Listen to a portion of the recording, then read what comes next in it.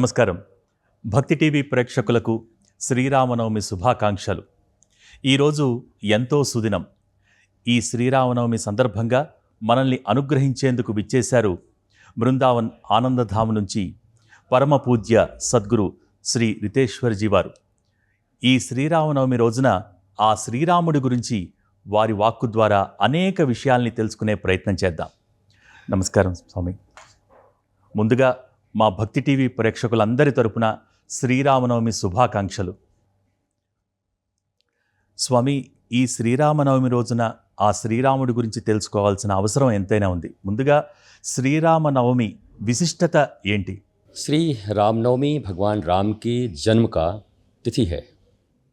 भगवान राम इनकारनेशन, जो मर्यादा पुरुषोत्तम कहे गए। मनुष्य के जीवन में हैप्पीनेस, ब्लिसफुलनेस तभी आ सकती है जब वो मर्यादित होता है। भगवान श्री राम अपने पूरे लीला काल में मनुष्यों को मर्यादा सिखा कर गए। अगर आप ऐसा करेंगे तो ये फल मिलेगा, ऐसा करेंगे तो ये फल मिलेगा, पहले सिर्फ किताबों में लिखी हुई थी, पर भगवान राम जब आए तो उन्होंने लीला के रूप में दिखा दिया कि इसका फल ये होता है। तो रामनवमी भगवान राम के जन्म के लिए बहुत जानी जाती है और स्पेशल इसीलिए है कि प्रत्येक मनुष्य के जीवन में हैप्पीनेस और ब्लिसफुलनेस आए तो उन्हें राम को समझना पड़ेगा, राम को जानना पड़ेगा और राम को पूजना पड़ेगा। इसलिए रामनवमी पूरे भारत वर्ष के लिए नहीं, सनातन संस्कृति के लिए नहीं, बल्कि आप देखेंगे अभी बहुत सारे मुस्लिम कंट्री हैं, वहाँ भी भगवान राम की लीलाएं, भगवान राम की पूजा सब चलती रहती है। क्योंकि राम कोई एक मजहब नहीं है, भगवान राम एक पंथ नहीं है। भगवान राम पूरे ब्रह्मांड के अधिपति हैं, मालिक हैं और 8 अरब लोगों के ब्लिसफुलनेस, पीस और लव के कारण है। दैट्स वाई ये बहुत स्पेशल है हम सभी मनुष्यों के लिए, विशेषकर सनातन संस्कृति और सनातन धर्म के मानने वाले लोगों के लिए। అసలు శ్రీరామ తత్వం అంటే ఏంటి? ఎందుకు ప్రజలందరూ కూడా ఇంతలా శ్రీరాముడిని ఆరాధించడానికి గల కారణాలేంటి? उनका दर्शन क्या है? दर्शन का अर्थ होता है उनके जीवन के चर्या से, उनके लाइफ स्टाइल से जो चीज़ें निकल के आती हैं और जिसे अपनाकर हम उनकी तरह आनंदित हो जाते हैं, उनकी तरह आह्लादित हो जाते हैं, उनकी तरह यशस्वी हो जाते हैं, प्रतिष्ठित हो जाते हैं। और ये जितने भी तनाव हैं, डिप्रेशन हैं, इनसे हम लाखों करोड़ों कदम दूर रहते हैं, हम एक हैप्पी लाइफ जीते हैं। तो श्री राम का दर्शन यही है कि जो कुछ हमारा है वही सुंदर है। रावण का दर्शन ये है जितना सुंदर है वो सब हमारा होना चाहिए। That is the difference between Ram darshan and Ravan darshan. Ravan says जो कुछ ब्यूटीफुल है वो सब मुझे चाहिए, okay. Everything is mine. And Ram ji कहते हैं जो मेरा है वो सबसे सुंदर है, जो मेरे पास है वो सबसे सुंदर है, जो प्राप्त है वही पर्याप्त है, नहीं तो सर्वत्र दुख व्याप्त है। भगवान श्री राम का दर्शन कैसा है? आज के सिनारियों में आप देखें तो कल एक मनुष्य को युवराज का पद मिलने वाला है, वो प्रिंस होने वाले हैं, और रात में ही ऐसी सिनारियो बदल जाती है कि उन्हें प्रिंस तो छोड़िए अयोध्या का नागरिक भी नहीं रहने दिया गया और 14 साल के लिए उन्हें वनवास दे दिया गया। और जब माँ पूछती है, कौशल्या माँ, व्हाट्स हैपेंस टू यू, ये क्या चल रहा है?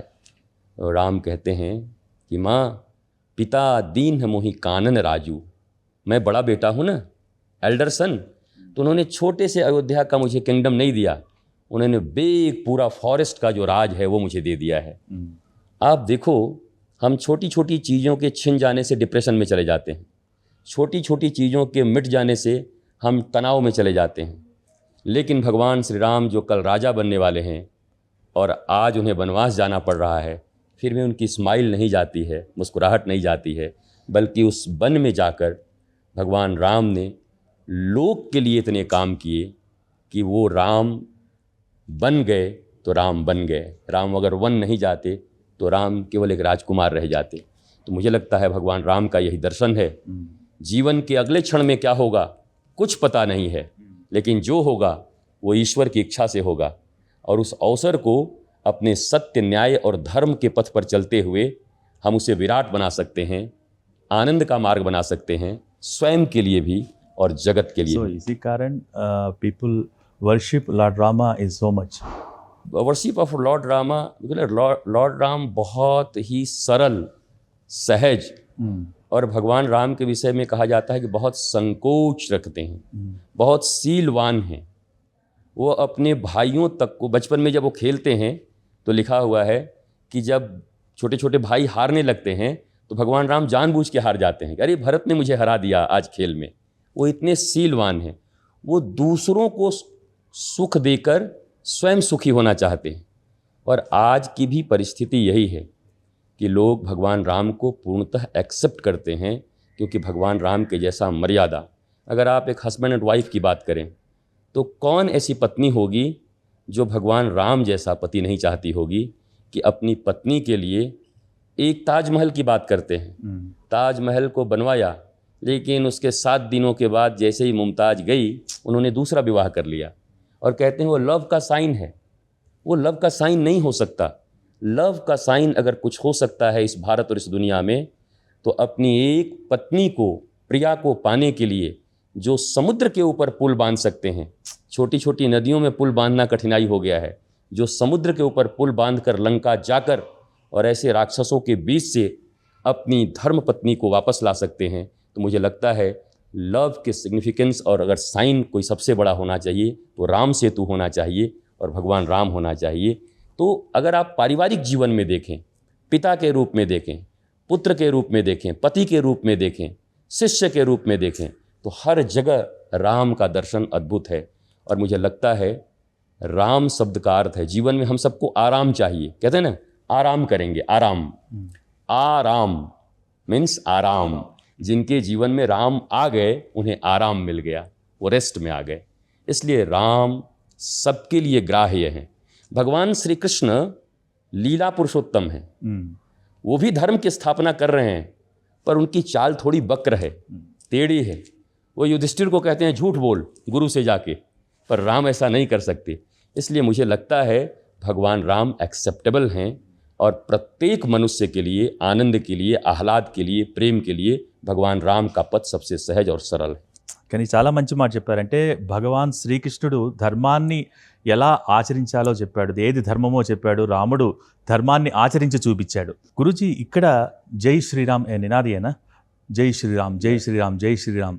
ओ राम नाम का significance and greatness, what is the significance and greatness? देखिए भगवान राम एंड जय श्री राम, श्री मीन्स शृणोति आश्रित जन दुखम इति श्री।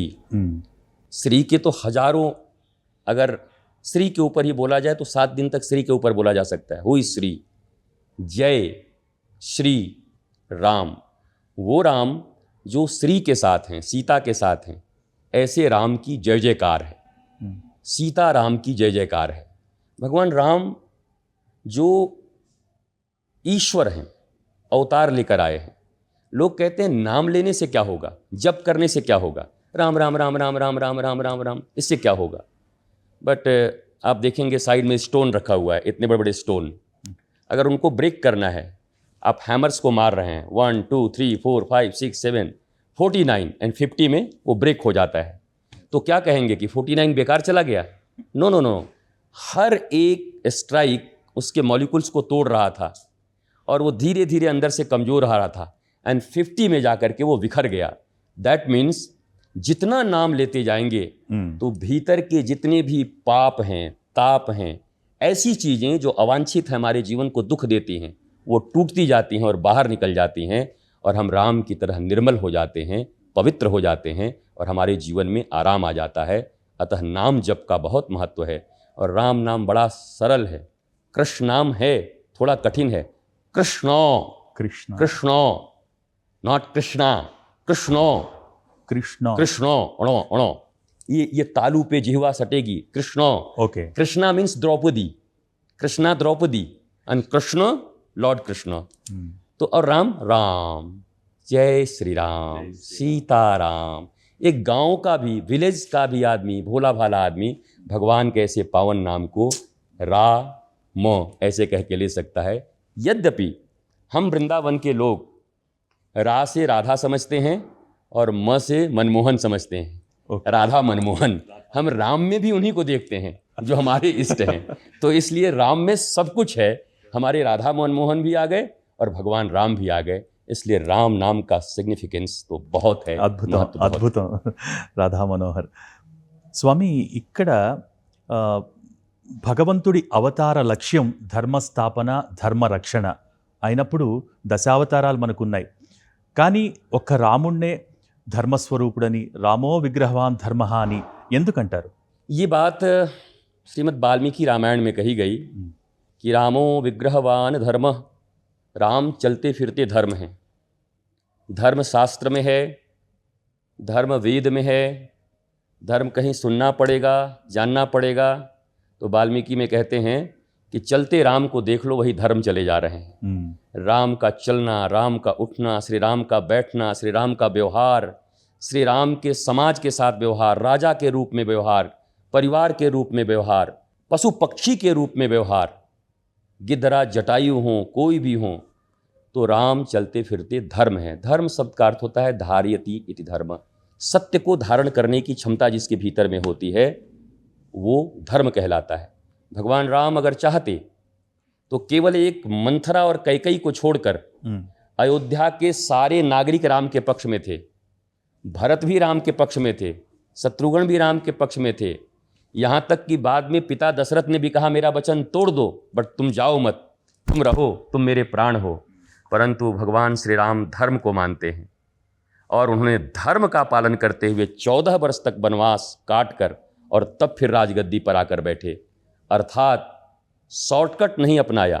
जीवन में जो लोग शॉर्टकट अपनाते हैं वो धर्म से च्यूत होते हैं और उन्हें तकलीफ होती है। भगवान राम ने कहा धर्म का पथ लंबा हो सकता है परंतु सुखदायी होगा, मंगलकारी होगा, आनंदकारी होगा। इसलिए चलते फिरते धर्म के रूप में हम राम को देखते हैं। कृष्ण को क्यों नहीं कहा गया? क्योंकि कृष्ण को ये भी सुना जा रहा है कहते हुए, युधिष्ठिर को कह रहे हैं गो एंड लाइज, झूठ बोलो जाके अपने गुरु जी से, द्रोणाचार्य से।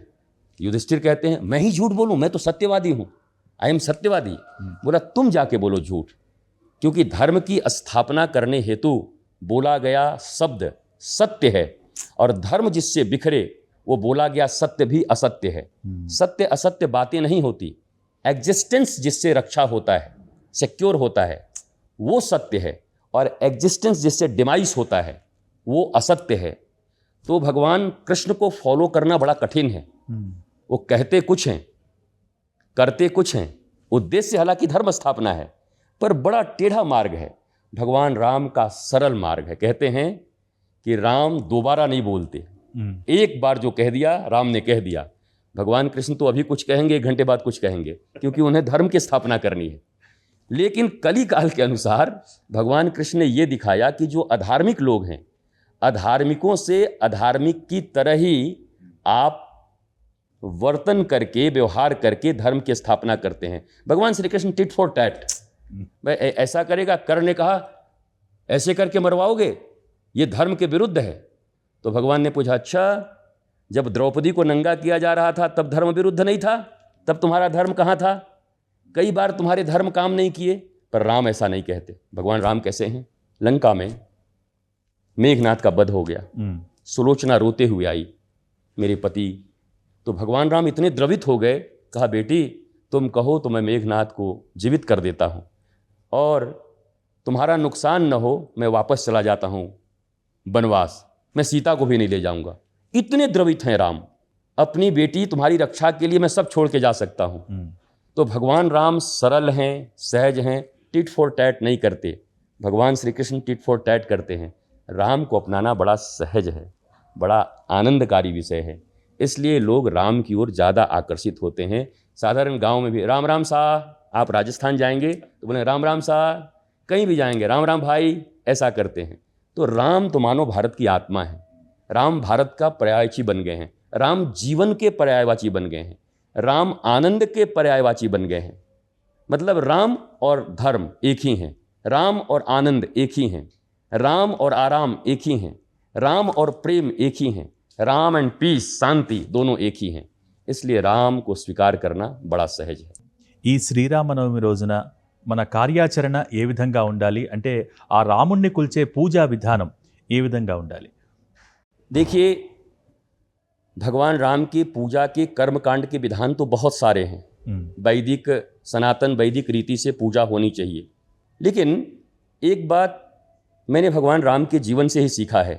भगवान राम सबरी को कहते हैं, सुनहु भामिनी मोरे कही बाता, मानहु एक भगति कर नाता। ए भामिनी, ए सुंदरी सबरी, सुनो, मैं एक ही नाता मानता हूँ। रिलेशन कौन सा? बोला एक नाता मेरा है, वो भक्ति का नाता है। तो भक्ति में अगर कुछ गड़बड़ी भी हो जाए, पहले रोली के बदले मौली चढ़ जाए, पहले अक्षत के बदले फूल चढ़ जाए, तो there is no fear, because he is loving Ram, my god, मेरे भगवान हैं। तो वो कोई भी विधि जो वेद में वर्णित है, रामायण में वर्णित है, उस विधि से करें, पर निधि तो राम का प्रेम है। विधि तो अपना लेंगे, पर निधि कब लाएंगे? वो निधि मतलब प्रेम, राम का प्रेम।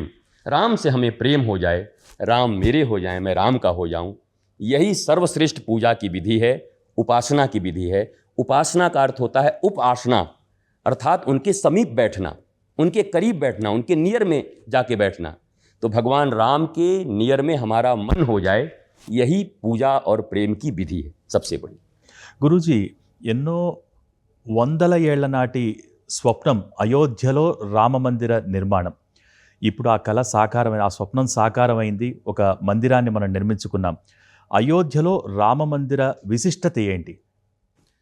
देखिए, when I was at Ayodhya, जब मैं अयोध्या में था, एक जर्मन पत्रकार ने, जर्मन टीवी के पत्रकार ने, उन्होंने मुझसे पूछा कि जब भी वेटिकन सिटी का नाम याद आता है तो क्रिश्चियनिटी याद आती है, जब भी मक्का मदीना की बात आती है तो इस्लाम याद आता है, और जब भी अयोध्या मथुरा काशी की याद आती है तो भगवान श्री राम, भगवान कृष्ण, भगवान भोलेनाथ और सनातन और हिंदुत्व की बात याद आती है। उन्होंने कहा कि जर्मन के बच्चे ये समझते हैं, why not in India? Bharat के लोग क्यों नहीं समझते इस बात को? मैंने कहा समझते हैं, वो ऐसे लोग हैं जो जगे हुए हैं पर सोने का नाटक कर रहे हैं। जो सोने का नाटक करते हैं, जगे हैं, उनको जगाया नहीं जा सकता। इसलिए अयोध्या का मंदिर सिर्फ मंदिर नहीं है, और भव्यता से बड़े, उससे भी बड़े बड़े मंदिर हैं भारत में, और उससे भी विशाल मंदिर बनेंगे। साउथ इंडिया में तो इतने विशाल विशाल मंदिर हैं कि सैकड़ों ताजमहल पानी भरेंगे उनके सामने। ताजमहल की कोई गिनती नहीं है। हमारे मंदिरों की, जो साउथ के मंदिर हैं, उनका निर्माण, उनका दृश्य देख करके उनकी कृति अब तो बनाई ही नहीं जा सकती, इतने कृतिवान मंदिर हैं। परंतु अयोध्या का मंदिर का सिग्निफिकेंस ये है कि 500 वर्षों के बाद भारत की खोई हुई अस्मिता को हमने प्राप्त किया है। भारत में रह के ही राम जी अयोध्या में जन्म लिए हैं, ये साबित करने में 500 वर्ष लग गए हमें, और हमने कोर्ट के माध्यम से उसे पाया है। तो ये भारतीयों के लिए उनके अस्मिता, उनके गौरव का विषय है। इसलिए दुनिया में चाहे लाखों राम मंदिर हो जाएं, पर अयोध्या के राम मंदिर का महत्व तो फिर 500 वर्षों के बाद भारतीयों का गौरव वापस आया है। हमें याद आया है कि जिन आक्रांताओं ने उसे तोड़ दिया था, हमने पुनः वापस ले लिया। भगवान राम अयोध्या में विराजित हैं। अब राम राज्य की तैयारी हो रही है। राम अयोध्या में आ गए, अब पूरे भारत में राम राज्य होगा। और राम राज्य होने से केवल भारत का फायदा नहीं है, बल्कि सनातन धर्म ये मानता है वसुधैव कुटुंबकम। 8 अरब का जो पॉपुलेशन है पूरी दुनिया का, राम राज्य अगर आया तो हम सबको अपने परिवार की तरह, वसुधैव कुटुंबकम, पूरी वसुधा हमारी कुटुंब है। ऐसा धर्म और कहाँ है? यह धर्म तो केवल सनातन धर्म ही है। इसलिए अयोध्या के मंदिर का बड़ा सिग्निफिकेंस है, उसका बहुत महत्व है। हमारे सोए हुए जमीर जग गए, हम फिर से खड़े हो गए, राम हमारे हृदय में आ गए। गुरुजी, इसी दिन में सभी कुछ बोला, राम राज्य राम राज्य राम राज्य। ये राम राज्य का असली अर्थ क्या है? देखिए, इन माई आइज और परीक्षित के टाइम में और विक्रमादित्य के टाइम में, ये 2 समय राम राज्य थे अंतिम, उसके बाद फिर अभी आया नहीं। तो पहला तो ये था कि सभी धर्ममय हों, सभी सत्य के मार्ग पे चल रहे हों, न्याय के मार्ग पे चल रहे हों, और फिर वही राम दर्शन, जो मेरा है वो सुंदर है, सब सुंदर मेरा है, ऐसा नहीं, रावण दर्शन नहीं। तो राम दर्शन मीन्स राम राज्य। एंड एक चीज और मैं कहता हूं, निःशुल्क और उत्तम शिक्षा, निःशुल्क और उत्तम चिकित्सा, निःशुल्क और अविलंब न्याय जिस देश में होगा वहीं राम राज्य आएगा। तो ये 3 चीजें भारत में आनी चाहिए, करप्शन भी कम होगा और राम राज्य चारों तरफ होगा। उसके बाद सत्य, न्याय और धर्म का राज्य होगा, फिर कभी सतयुग के जैसा हम सब आनंद ले सकते हैं। तो राम राज्य का परिभाषा मेरी दृष्टि में यही है। అద్భుత అద్భుతం. ఓ ఈ అద్భుతమైన ఆలయాన్ని నిర్మించుకున్నాం మనం అయోధ్యలో. ఈసారి రామనవమిని పురస్కరించుకుని మొట్టమొదటిసారిగా అక్కడ వేడుకలు జరుగుతున్నాయి, ఉత్సవాలు. కాబట్టి ఎటువంటి సేవలు కార్యక్రమాలు అక్కడ నిర్వహించే అవకాశాలు ఉన్నాయి ఈసారి? रामनवमी के दिन अयोध्या में तो बहुत दिव्य भव्य, पहली बार रामलला का आगमन हुआ है 500 वर्षों के बाद। हमारे रामलला टेंट में थे, अब हमारे रामलला अपने भव्य भवन में आ गए, मंदिर में आ गए। तो पूरा भारत ही नहीं, पूरी दुनिया के लोग प्रथम रामनवमी के दिन भगवान रामलला के इस उत्सव को दिव्यता से मनाना चाहते हैं। इस बार तो रामनवमी में भक्तों के हृदय में राम जन्म लेंगे और हृदय से लोग राम जी का अभिषेक करना, राम जी का पूजन करना, राम जी का कीर्तन करना। मुझे लगता है 22 जनवरी के दिन जैसा उत्सव था वैसा ही उत्सव अयोध्या में फिर रामनवमी के दिन होगा, ऐसे मेरे भाव हैं। గురూజీ, రామాయణం మనందరం అనుసరించాల్సిన ఒక మహాకావ్యం అంటూ ఉంటారు. అసలు రామాయణం నుంచి మనం ఏం నేర్చుకోవాలి, ఎందుకు రామాయణాన్ని మనం ఫాలో అవ్వాలి? देखिए, रामायण नाम है, राम अयन, राम मीन्स प्रभु, अयन मीन्स हाउस, घर, राम जी का घर, Ramayan. The real Ramayan is our heart. मेरे हार्ट में प्योरिटी, मेरे हार्ट में काइंडनेस, मेरे हार्ट में ट्रूथ, ये सब चीज़ें जब होंगी तो एक रामायण बाहर लिखा हुआ है, और ये हृदय जब शुद्ध हो जाएगा तो ये रामायण बन जाएगा। राम अयन, राम इस घर में रहने लगेंगे, and this is real Ramayan. My heart is real Ramayan. Anandam का लक्ष्य क्या है? इसका नाम ही है Anandam. Anandam, Anandam. At present time more than 74% भारतीय, उनका मेंटल डिजॉर्डर्स हो गया है। मोर देन 88% पूरे ऑल ओवर वर्ल्ड में, एंड मोर देन 90% लोग इन यूएसए मेंटल डिजॉर्डर्स के शिकार हैं। आनंदम का नाम ही अपने आप में बड़ा व्यापक है। जब सारी दुनिया में विज्ञान उन्नति कर रहा है, सारी दुनिया में साइंस बहुत आगे चल रही है, इकोनॉमी ग्रोथ कर रही है, एवरीथिंग ग्रोथ कर रहा है, टेक्नोलॉजी ग्रोथ कर रही है, बट डिप्रेशन क्यों बढ़ रहा है, तनाव क्यों बढ़ रहे हैं? तो बाहर बहुत ज़्यादा विकास है, अंदर ह्रास है, क्योंकि हम केवल मटेरियल वर्ल्ड में जी रहे हैं, स्पिरिचुअल वर्ल्ड हमने छोड़ दिया है। एंड विदाउट स्पिरिचुअलिटी आप कभी भी हैप्पी नहीं हो सकते, आप कभी भी रियल स्माइल आपके पास नहीं आ सकता। वो झूठे स्माइल जगजीत सिंह के गज़ल की तरह कि तुम इतना जो मुस्कुरा रहे हो, क्या गम है जो छुपा रहे हो। तो सारी दुनिया अपने गम को छुपा रही है मुस्कुरा कर, परंतु जिसके हृदय में राम हो, जिसके हृदय में धर्म हो, और जो धर्म के पथ पर चल रहा हो, वह निश्चित तौर पर अपने जीवन में आनंदित होगा। दैट्स वाई हमने एक ऐसा आश्रम बनाया, संगठन, श्री आनंदम। श्री मीन्स राधा, जानकी, आनंदम, राधा रानी का आनंद। राधा मीन्स आह्लाद, जो सारी दुनिया को आनंद प्रदान करें वो सच्चिदानंद श्री कृष्ण, और जो कृष्ण को भी आनंद प्रदान करे वो आह्लादिनी श्री राधा। तो श्री आनंदम अर्थात वो ऐसा जगह जहाँ डिप्रेशन से मुक्ति मिलती हो, तनाव से मुक्ति मिलती हो। There is no confusion, here is conclusion. Confusion से कंक्लूज़न की यात्रा है श्री आनंदम, और आज विश्व को इसकी ज़रूरत है। इस विश्व में बहुत से यंगस्टर्स को बिना किसी काउंसलिंग के, बिना किसी मेडिसिन के, क्योंकि डिप्रेशन का कोई मेडिसिन नहीं होता, 70% अफीम होते हैं, लेकिन बिना किसी काउंसलिंग के केवल आनंदम से जुड़कर आनंदम के भावधारा में चलकर कितनों के डिप्रेशन दूर हो गए। तो मेरे आनंदम का जो निर्माण है वो सफल हो रहा है। इस दुनिया में चारों तरफ आनंद आनंद और आनंद का प्रसार हो रहा है। और मुझे लगता है कि हम चाहे रुपए कमाएं, यश कमाएं, पर उसका फल आनंद ही हमें चाहिए होता है। तो श्री आनंदम एवरीवेयर ब्लिसफुलनेस फैला रहा है। How to live a blissful life, यह स्टडी वहाँ पर हो रही है। लोग पढ़ रहे हैं और आनंदित हो रहे हैं। सो इन सिंपल वर्ड्स, आनंदधाम का अंतिम लक्ष्य मानव सेवे माधव सेवा। या मानव सेवा माधव सेवा, माधव उनकी जिंदगी में आ जाए। The smile of Shri Krishna.